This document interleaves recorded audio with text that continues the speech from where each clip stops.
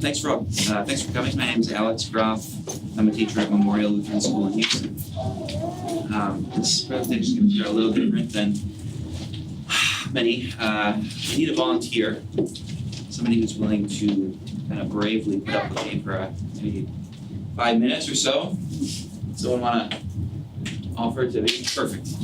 Okay, great. Could you just sit down here? Sure. All right, now you have one task, okay? And that is, at the beginning of, we're going to put on a little show for these people here.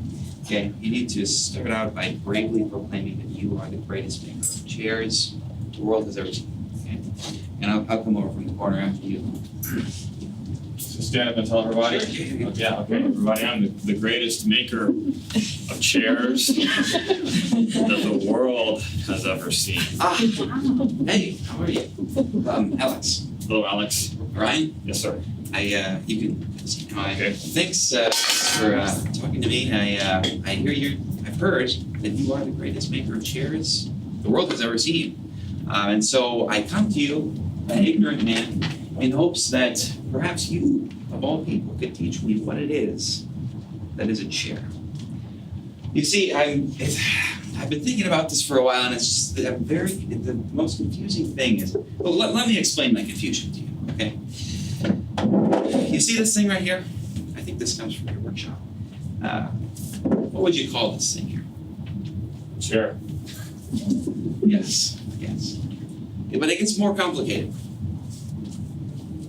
You see this thing here? Also comes from your workshop.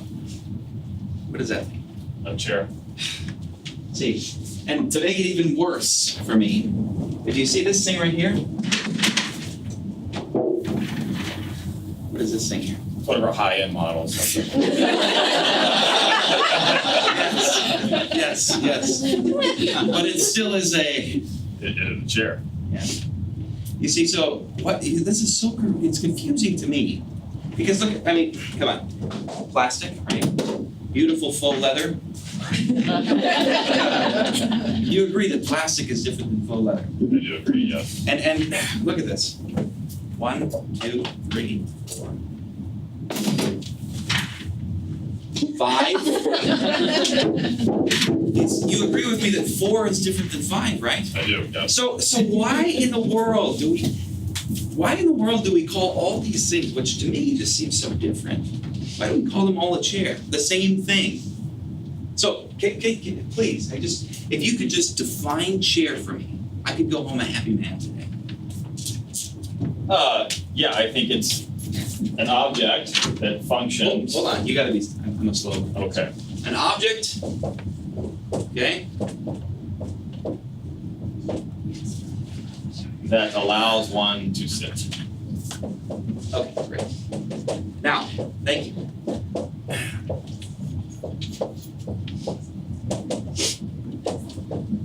Everybody got that?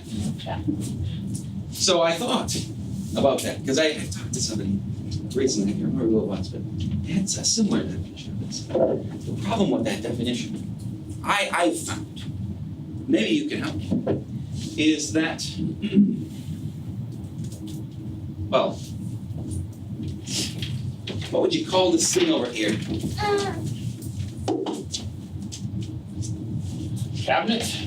Cabinet, desk, maybe, right? Something like that. But look at this. An object that allows one to sit. Do I have a chair? Is this a chair? Right here? No? Okay. Perhaps you want to redefine what a chair is, right?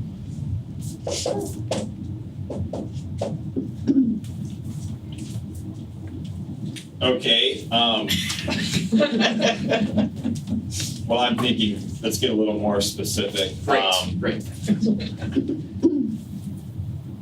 What do we put? An object that specifically allows one to sit, or only allows one to sit? Only allows one. An object specifically designed Okay. for one to sit. An object specifically designed to allow one. Sure, yeah, it's just, I've never thought that Right. deeply about chair. Well, you're the greatest cheerleader of all time. All right. Great. Now let's just say that tomorrow, man, I am feeling really artistic, and I'm getting tired of your chairs. So I'm going to start my own chair factory. Okay? Oops. And tomorrow, I'm going to publish in my magazine for the first time ever something that looks exactly like this. Because you know what? This, I think, would be better than. I mean, look at this thing. It's already falling apart. It's like, what? Older than me. Right? All right. Get this? So right at the beginning of my chair catalog, designed by me, this beautiful chair. Here I am. So, would you agree that if I intended this, if I specifically created this thing here to be a chair, that you would admit to me that this actually is a chair? I think so, yeah. So are you saying it's my intent of what the thing is that makes it what it is? In other words, if I wanted to say tomorrow that I'm a female, right? Or that my child, my baby 10-month-old son, is actually a dog. Could I do that with my intention? I mean, I'll tell you. My wife just sent me a picture, hilarious picture of the dog looking out the window, and right next to that dog, my baby staring up at the same thing. Something goes past the door, dog barks, baby barks. Looks pretty similar, right? Maybe, and there have been studies, right, where children grow up with dogs. Try to come back into civilization, they can't. I'm just wondering, if I intend something to be something through my creation, can I make it that thing? So that you now are actually the fool who says this is a desk, right? You're a fool because I created it that way, and actually it's a desk, or it's actually a chair, right? And now I make so many of them that they overtake. People they get confused about what's a desk, what's a chair, because I'm over here making these things, you're over here making these things, and we don't even know what a chair is. Can you help me out a little bit? Maybe we can redefine this again. Well, I would think when it comes to furniture, there's some flexibility on how you design it and what you do with it, how it functions, where as opposed to like male or female, those are pretty concrete terms defined in Holy Scripture. And so Yes. you have one where, the Word of God does specifically define something, where when it comes to furniture, Yeah. I would think there's a degree of latitude in which you can Perhaps. No, perhaps you're onto something. Perhaps you're onto something. But are you trying to tell me how to be an artist? You saying? I am So not. you saying you don't like my art? Okay. No, I think that's a great idea. It's multifunctional. We're business partners, right? All right. So what was that? That was an example of the Socratic Conversation. So what I want to do in this presentation is I want to explain how that works in a method, the method behind it, and I hope that you're able to use it as something that you can use in your classroom with your students, because it can be a lot of fun. Let's see here. I'm just going to pass. I think I got enough of these where I can just kind of be graciously passing out more than is necessary. Okay. Go. Okay. There you go. Thank you. Oh, can we give this man a round of applause? Yeah. Oh, yes. Okay. So, can I give you an extra one? Does everybody have? Okay. So what I want to propose is that what I just showed you is one. I think Socrates has two kind of modes of operating. Okay. And what I just showed you was the first one. That is, there is Socrates the refuter. Okay. Socrates that engages in pure refutation. if you look at the Apology, why is Socrates in court about to be put to death?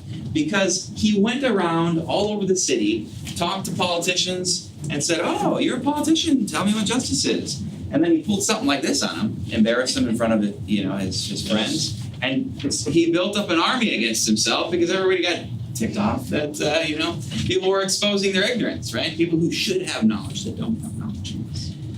So the Apology is a type of dialogue where Plato's Socrates, is engaging in pure refutation. What I mean by that is that the dialogue ends exactly how our conversation ended, where we don't really know what chair is, right? We don't really know what the definition that Socrates was seeking is. We don't know what that is by the end of the dialogue. Okay? The second type of mode that you see Socrates operating in, and he himself, this is how he describes himself in some dialogues. He sees himself as a midwife. If you know a little bit about Socrates, he says his mother was a midwife. She actually helped deliver babies. He says my mother was a midwife of the body, but I am a midwife as well, only of the soul, of the mind. In other words, I help human beings deliver their ideas. And hopefully, by doing that, I can help them come to a closer understanding of the meaning of things. Right? Sometimes he helps deliver ideas that turn out to be pretty ugly, right? That is so. Those are the two modes of operating with Socrates. I gave you this packet, and it was my hope that this packet would be something useful for you in your teaching. Okay, so I want to spend most of our time today just explaining this packet, okay? Because I think this is what you'll be able to take away. So, what in a nutshell is the Socratic method? Well, there's a lot of debate over it because a lot of people read Plato and they read Socrates and they are just like, what just happened? What? Socrates had this conversation with this person and everybody walked away mad with? Like, what was that, right? Okay, so there's a lot of debate over what he does. I think in general, everybody agrees, no matter what side you're on, that at a minimum, the Socratic method is understood as a pedagogical style employing a teacher-led question and answer format to foster student discussion and active learning. Okay? Now, where it gets into more of a sort of argument, okay, is whether or not whether or not you can understand a method that goes along with this teacher-led question and answer format. Okay, there are people, for example, Boghossian. He tries to break down what Socrates does into 5 steps. Okay, hypothesis.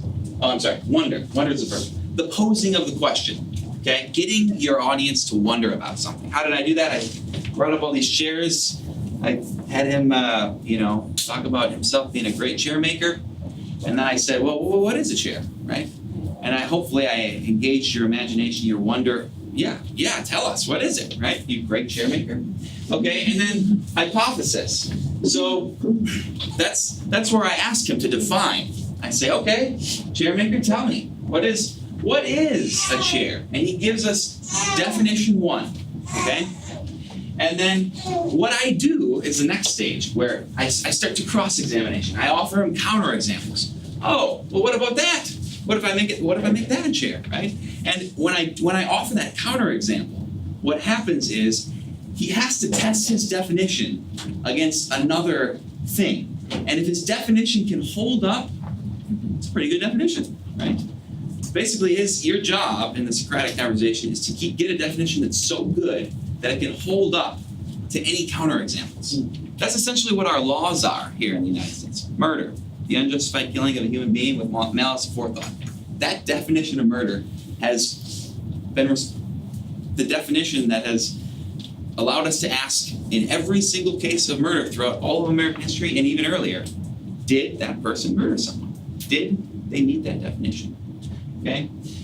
If you don't have a good definition, you create chaos because all of a sudden you're doing one thing for one person and another thing for another person. Okay?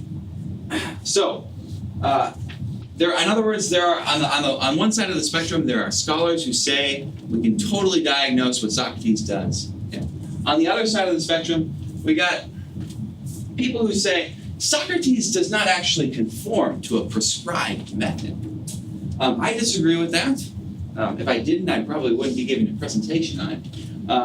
But what I want to propose today is that Socrates, in every dialogue that he appears, is exclusively and consistently searching after the meaning of important words. In the Apology, he's trying to figure out what is corruption, because that's what he's accused of, corrupting youth. In the Republic, he's trying to we're figuring out what is justice. Okay? In the Euthyphro, he's trying to figure out what is piety, right? Euthyphro it's just like this, right? With the chair thing. The dialogue starts out. Euthyphro is on his way to go prosecute his father for murder. Socrates runs into him. He's like, "Oh, hey, Euthyphro, what are you doing today?" He's like, "Oh, I'm on the way to prosecute my father for murder." Everybody says I'm impious because you should never prosecute your father for murder, but I think it's the pious thing to do. Socrates says, "Whoa, you know what piety is? Great! Tell me what's piety?" And he proposes a definition. Socrates says, "Oh, what about this?" And they go through this sort of refining of the rule of piety. And at the end of Euthyphro, Euthyphro doesn't know what piety is, but he's still going to the court to prosecute his father, right? So that's reputation. Classic example of Socratic reputation. Okay, so what I have here for you guys is I think you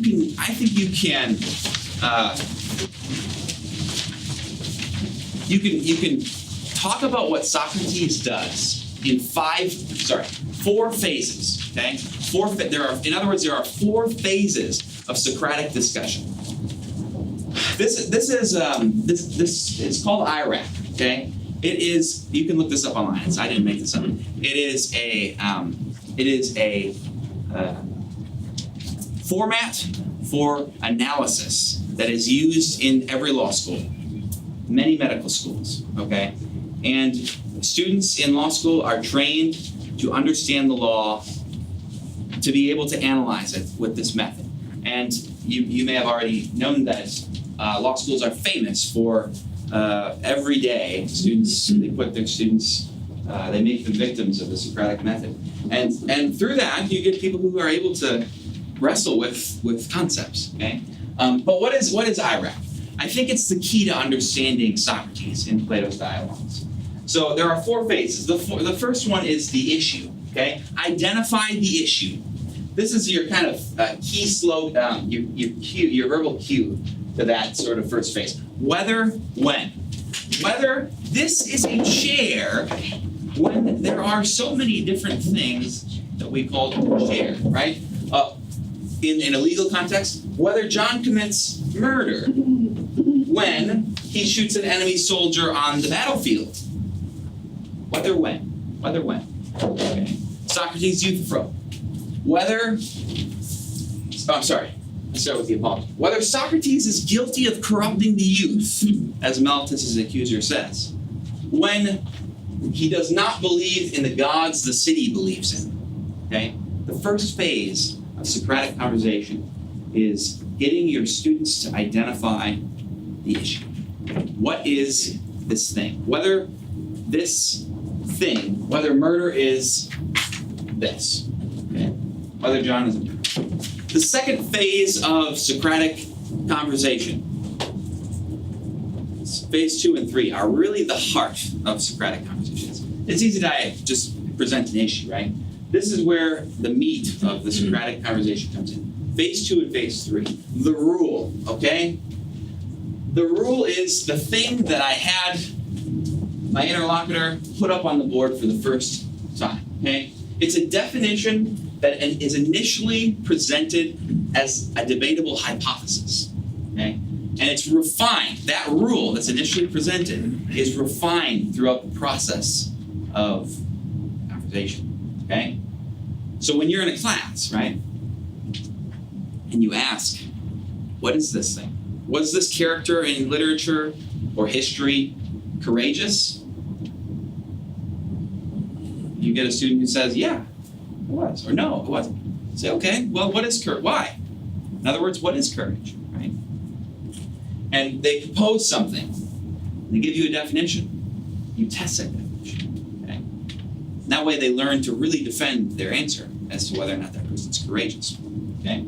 So, the third phase, and this is like, it goes part and parcel with the rule phase, is the application. This is phase 3, and your verbal cue is here because.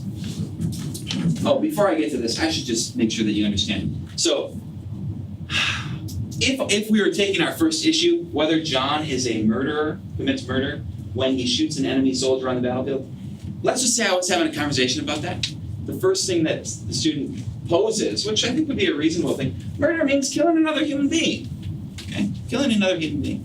Okay, well, if that's our definition, just killing another human being, John shoots and kills an enemy soldier on the battlefield, that could be defined as murder according to that definition, right? So, through the process of conversation, right, counter analogy, we would get to the final, refined definition, which is the common law definition of murder. It's the unjustified killing of another human being with malice. Okay, and once we got to that definition, then we could test it. Whatever we tested on it, okay, it would not break. It would be unbreakable. Okay, and so the application, right?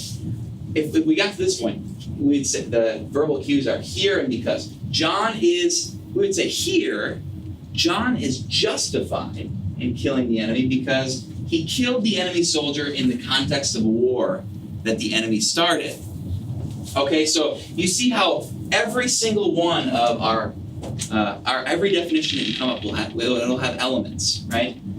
Murder, the unjustified, killing, human being, malice aforethought. In other words, if I went and killed one of my chickens on my farm, I'm not killing a human being. We lose that element, okay? And therefore we don't have murder anymore, right? Here, John is justified.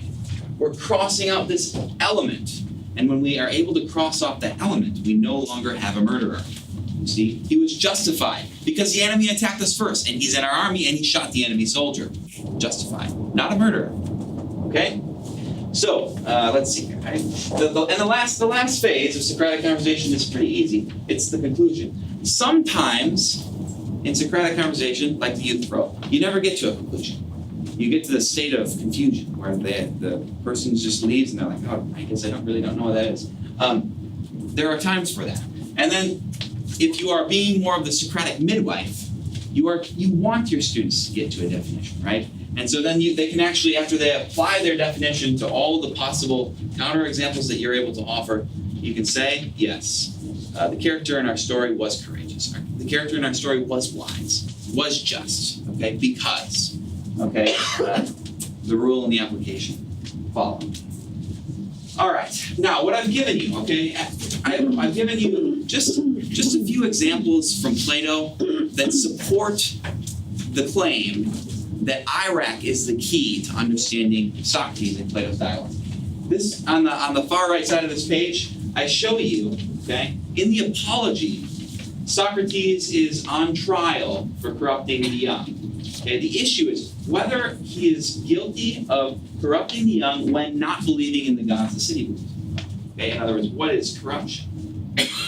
Well, he's standing there in court and he poses this question to the jury. Oh, you think I'm the corrupter? Okay, what improves me, right? And Malthus has to say, well, it's the laws. The laws improve men. Okay, Socrates just beats that to the ground, and then he says, well, okay, maybe so redefine, right? What improves? The jurymen, all the people here who are at this trial, they're the improvers of men, right? Little pandering to the crowd. Okay, and then Socrates says, well, hold on one second. Let's think about horse breeders, right? Let's say I'm a horse breeder. I train horses up, okay? And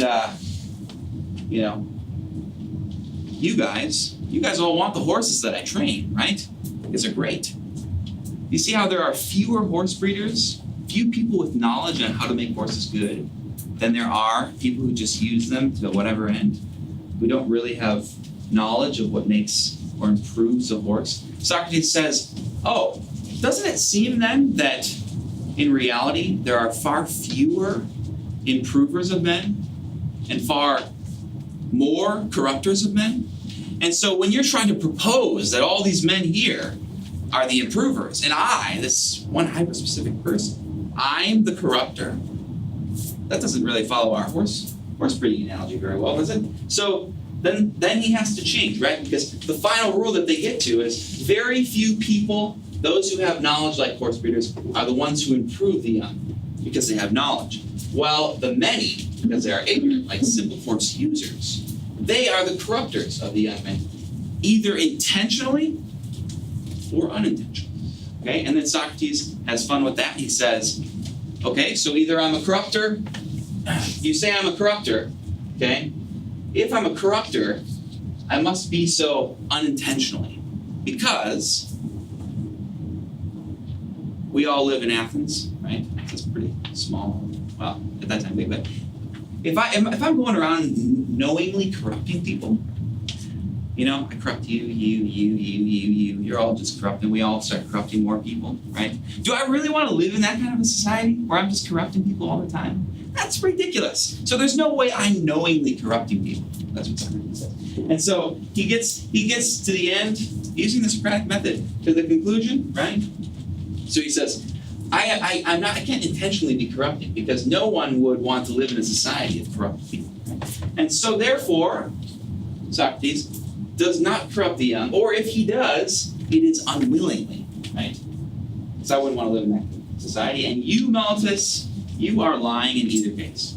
Okay, so I only wanted to go through one example of that in Plato, because I wanted to focus on other things. But what I've given you here, okay, on the next page, I've given you 3 more examples of how you can identify Iraq in Plato's dialogues, okay? In Euthyphro, this is the issue, this is the rule, this is the application, this is the conclusion.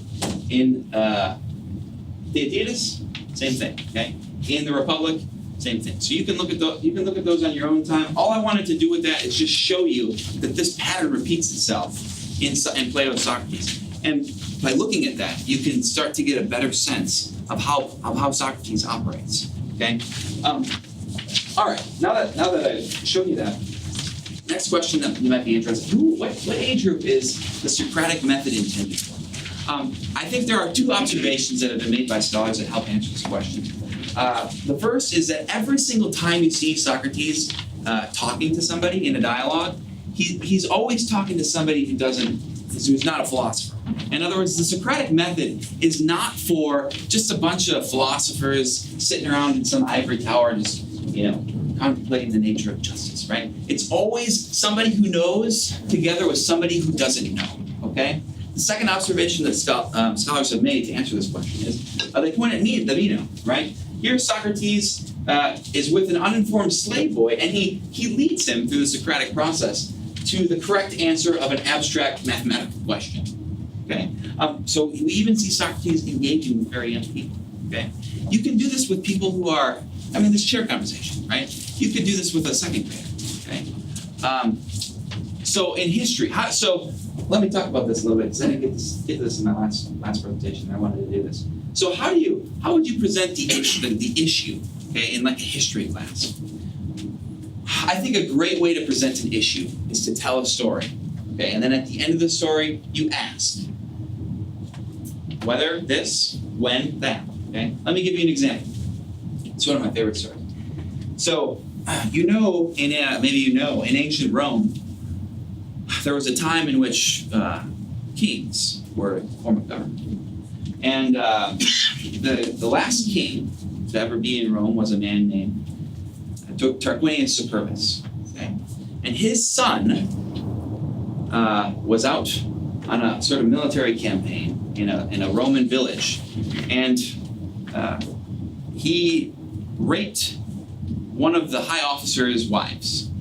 And this outraged the Romans to no end, because they said, if kings create this kind of a human being, this kind of a child, we are done with kings. And the Romans overthrew the kings for the last time. And so they started a new form of government. But this only created a problem for the Romans because they dethroned Tarquin, okay? Tarquinius, Superbus. And so they threw him out of the city.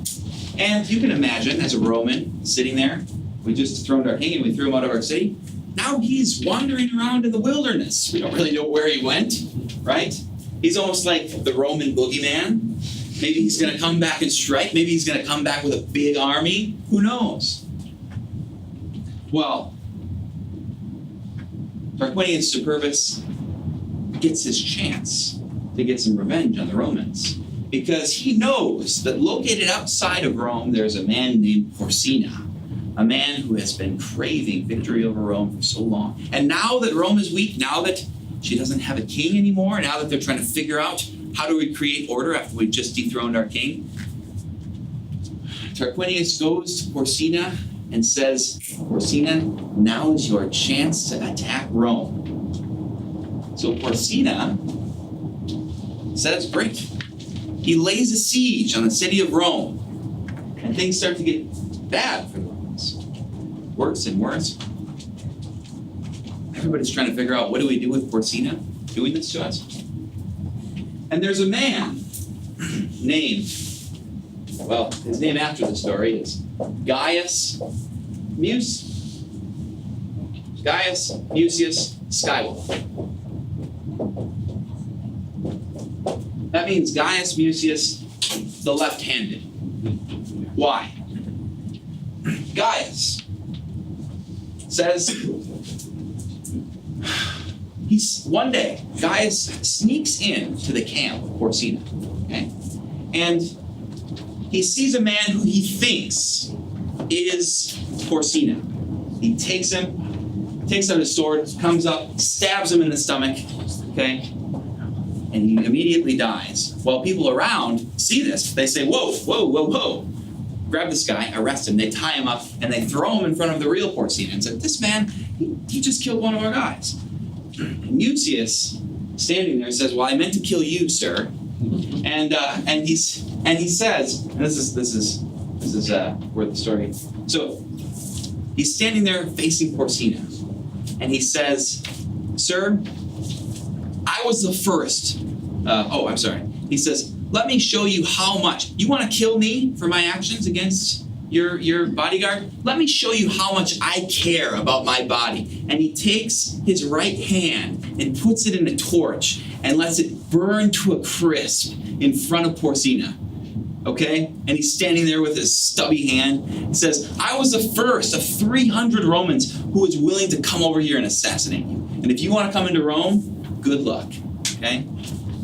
So Porsena says, okay, let's just send this man back to Rome and we'll call it off, okay? So there's your story, right? The issue. Was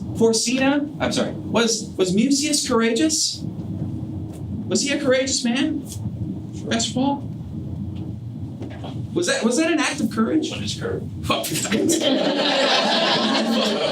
Not falling for my trap, I see. Yes, but you see, that's how the dialogue would unfold. And he'd offer me a definition, right? And then I'd say, okay. And hopefully, throughout the process of our conversation, we'd get to a point where we all agreed. We agreed together. As a teacher, I'd get into the final rule. Courage has 4 elements. There must be a danger. Okay. There must be fear of that danger, okay? And that fear must be overcome, okay? For the good. Those are your 4 elements of courage. Okay? That through our discussion I can get if he's willing to cooperate. Now, okay. So if let's take that and apply it to Musius, right? Was there a danger? Mm-hmm. Yeah, because Porsena was going to go destroy Rome, right? Would you think that standing there in front of Porsena, after killing one of Porsena's high men, that he would have felt some fear of being killed himself? Yes, there's your fear, right? Did he overcome it? I think burning your hand off qualifies as overcoming it, right? And was it for the good? Yes. He's trying to save the city that is his homeland, okay? And so you see how we can answer this question. What is courage? And once we answer that question, what is courage, we can start applying it to our stories, right? Now, I like that story because it's a classic example of courage, okay? Classic. I mean, that's Roman courage to a T, okay? There's no more, I can't think of a greater act of courage in Roman history. So, it's 10:46. If I had time, we got some time. Let me show you how this could work in literature. Okay?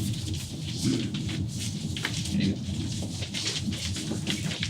I'm gonna hand these out just freely here. So there you go. There you go.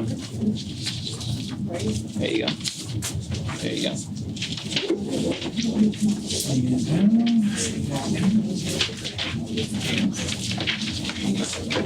Okay, this is one of my favorite little favorite moments of Don Quixote. Right? If you're familiar with Don Quixote a little bit, you know already that Don Quixote is a book written by a Spanish man, and it's a book in which it's a fun tale in which Cervantes, who's the author, he writes about this man named Don Quixote, who lives in a time that is past the age of chivalry. And Don Quixote reads all about chivalry, and he's like, I want to be a knight. But there's no need for knights anymore, right? That's kind of the running. So he says, well, I'm still going to be a knight anyways. Okay, so he gets one of his local townsmen, Sancho Panza, together, and the two of them, Sancho is just kind of a short, he's kind of a dummy, right? And the two of them go on this quest together, this knightly quest, to be knights and to pursue chivalry. Okay, so he makes up this princess that he's really doing all this for, right? And then the two of them go out on this expedition. So this is chapter 7 of Don Quixote. Okay? The title is Of the Good Fortune Which Valiant Don Quixote Had in the Terrible and Undreamt of Adventure of Windmills, with other occurrences worthy to be fitly recorded. Don't worry, the reading is much less wordy than that. All right. At this point, they came in sight of 40 windmills that were, I promise you, I just copied and pasted this. All right. At this point, they came in sight of 40 windmills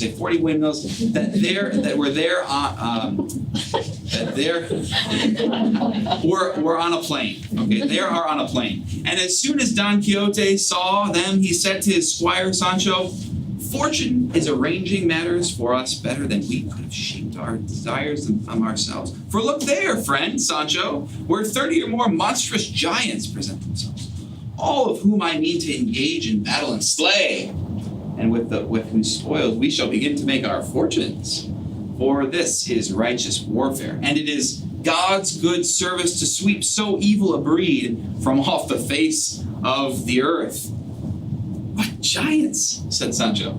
Those thou seest there, answered his master, with the long arms, and some have them nearly 2 leagues long. Look, your worship, said Sancho, what we see there are not giants, but windmills, and what seem to be their arms are the sails turned by the wind, make the milestone go. It is easy to see, replied Don, that thou art not used to this business of adventures. Those are giants, and if thou art afraid, away with thee out of this, and betake thyself to prayer, while I engage them in fierce and unequal combat. So saying, he gave the spur to his steed Rocinante, heedless of the cries his squire Sancho sent after him, warning them that most certainly they were windmills, and not giants he was going to attack.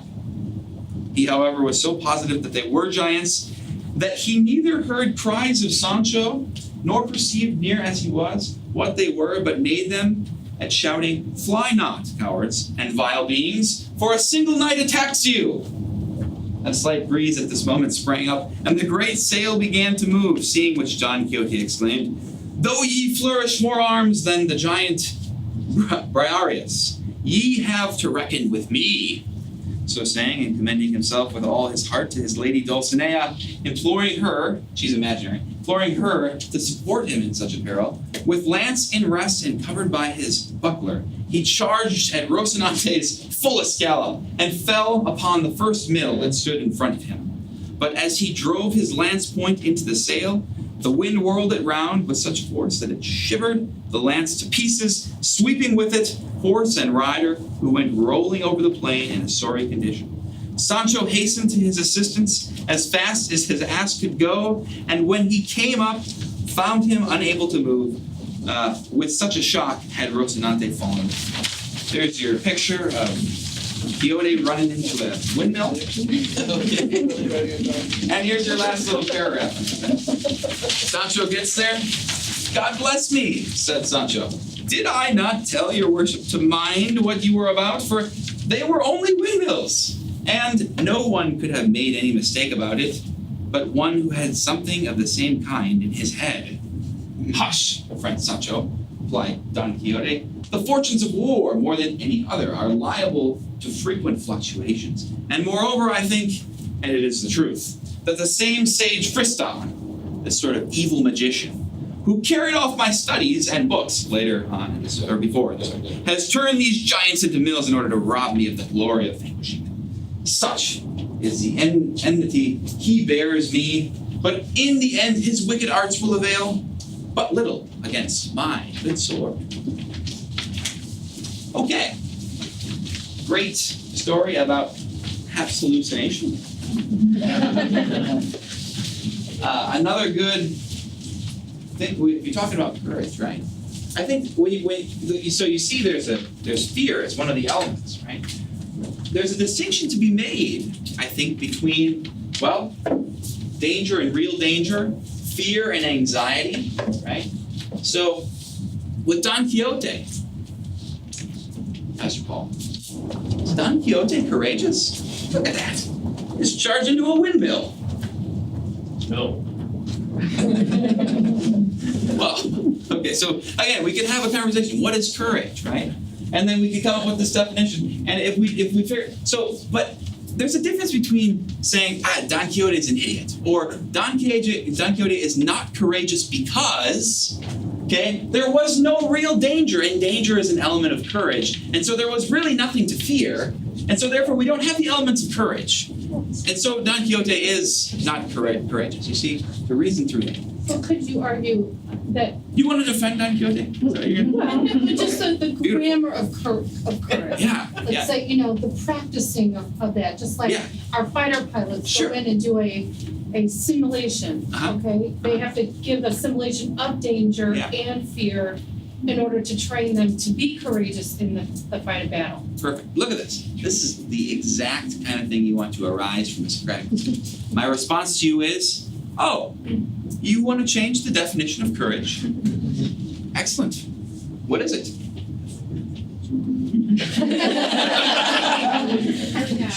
See? So very good, very good. I mean, so that we don't have enough time to if class. We could have more time, but good question. So, but as a teacher, I would say, well, let's look at changing it then. Okay. I mean, if we want something else to fall, if we want to defend Don Quixote, well, we better have a different definition of courage than the classical authors, right? Okay. If we had more time, this is very significant to walk through concepts with your students. If we had more time, I have a news article that I was going to pass out there. This is the title. You're all familiar with this. Caitlyn Jenner receives S.B. Arthur Ashe Award for Courage. I mean, there's a difference between saying that's stupid and that's not courageous because right? So anyways, this is significant because your students are going to live in the real world. And the way they define words is central to their identity, okay? Central to it. And if you don't teach them to defend concepts and think through concepts, they'll fall for anything, right? All right. So, the moving on here with this packet, all right? I got a couple other things to show you. So I got a couple things as teachers. How do you figure out? Okay. How Socratic were you during your lesson? On one side of the scale, okay, you provided answers to every question or raised no question. This is the spirit of Socratic conversation, okay? That your job as the educator, Pastor Kieser gave a good lecture last CCLE. He said, when you're planning lessons, start your lesson planning by determining what do you want your thesis of the lesson to be. Okay? The Socratic method is one way to get your students to get there to that thesis by themselves. So your job as a teacher is to take students who don't know and turn them, to use Socrates' language, toward a rational understanding of what they know, right? A rational understanding of concepts. Turn them from ignorance to knowledge. Okay? And this is the spirit of the Socratic conversation. In this process of turning your student, taking them from point A to point B, you never answer a question. Never. Okay? You can meditate on that for a couple weeks. I did for a while. It's the most difficult part of being Socratic. Because think about it, a lecture is the exact opposite of Socratic method. Because in a lecture, all you are doing is answering. If I start on a lecture and I want to tell you what the Reformation was, and I stand up and talk for 2 hours, that's all an answer. There's no, I'm not making you do any of the work. I ask my students, what is the Socratic method? And someone said, well, that's the thing that you do when you're making us do all the work. Yeah, that's exactly what it is, because they don't just get to listen; they actually have to get to themselves. They have to struggle through it. So I think this is a little scale to kind of determine, how Socratic are you. All right, and then what I've given you here, okay? I've done a little homework for you. I've given you a list of definitions. These first definitions: justice, wisdom, moderation, courage. These come from Plato's Republic. Okay, these are the definitions that Plato came up with for these things. And I've given you the definition of the good. That's actually the definition. It's Aristotelian. It's the definition that President Larry Arnn of Hillsdale College gives for what is the good. And he just messes with people with it all the time. So if he ever messes with you, you know the answer now. It's the thingliness of a thing. What the heck? Right, let me just explain. So, is this a good chair? You'd say yeah, right? So you can sit on it. But if I saw it in half, okay, is it a good chair? No, because it lacks its thingliness, its chariness. See? The good. Yeah. So that's a fun one. And then I have some definitions here of love, faith, and hope. These are the cardinal virtues. These are the theological virtues. And then I've also given you a list of emotions. These come from Aristotle's book 2 of the Rhetoric. Great. That's a great book if you're ever interested in teaching public speaking, because he takes you through things like the emotions. The understanding emotion is just critical to understanding good public speaking and sometimes the Socratic method. Let me give you an example. Let's say I wanted to teach you what courage was as your teacher. Okay? Remember my definition. Danger, fear, overcoming fear for the good. Okay? Well, in order to understand what fear is, right? Maybe we turn to Aristotle for a definition of what fear is. And maybe that would help. That's where our conversation would begin. Is fear required for courage, right? So for a lot of these virtues, emotions are required. Moderation, controlling emotions so that they don't govern your behavior. Okay? So you would probably look at a lot of these things to get closer to what moderation is. Okay? So I've given you emotions because those things feed into the virtues. And just for fun here, I've also given you some definitions from Martin Luther. Okay? These are so important to go over with your students because Dr. Sankson yesterday gave a fantastic presentation on Stoicism in the New Testament. And what he did was he talked about how Stoics defined the passions. Okay? The passions to a Stoic are things that the human being wants to rid themselves of. Okay? So Dr. Sankson said grief, fear, pleasure, lust. These are the definitions of grief, fear, pleasure, lust. I didn't put those on there. That's because Dr. Sankson had a good idea that I didn't think of. So if you want to put those down, you can. What I think that's the key takeaway from this is that you have this cult called Stoics. They're called the Stoics, right? And they operate as a group based on their definitions. You want to be a Stoic? Okay. Well, first you got to understand that grief is the belief that something bad is present, and you got to rid yourself of that belief, that thing. And then, so you see, as people, as Lutherans, as Christians, as Americans, we share definitions, hopefully, right? And again, that goes back to the idea that the definitions you have of words is what makes up your identity as a human being, who you are, right? How do you define words? Maybe you can't define any words, so you're confused. Okay. All right, last thing. All right, I provided here just some resources. Okay, these are practical, I guess you could say, how-to resources on the Socratic method. If you're still interested in exploring this topic further, there's a list of resources for practical, and then if you like to just dig into the weeds of things that, this is some highly technical resources on the Socratic method. So you can continue study of it there. Thanks for coming. If there's any questions, I'd be happy to answer them. Okay.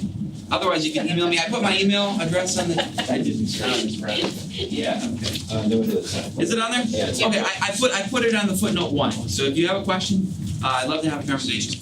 Otherwise, thank you.